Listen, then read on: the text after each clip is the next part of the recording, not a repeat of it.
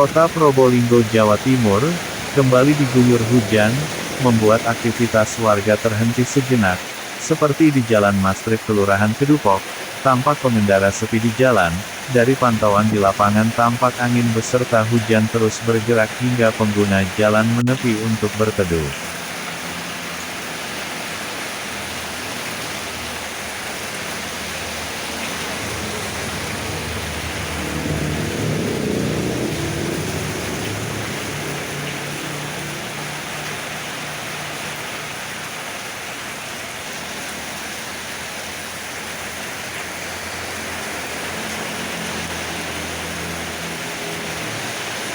Berita ini dilaporkan Bambang Saleh, Reporter News 1.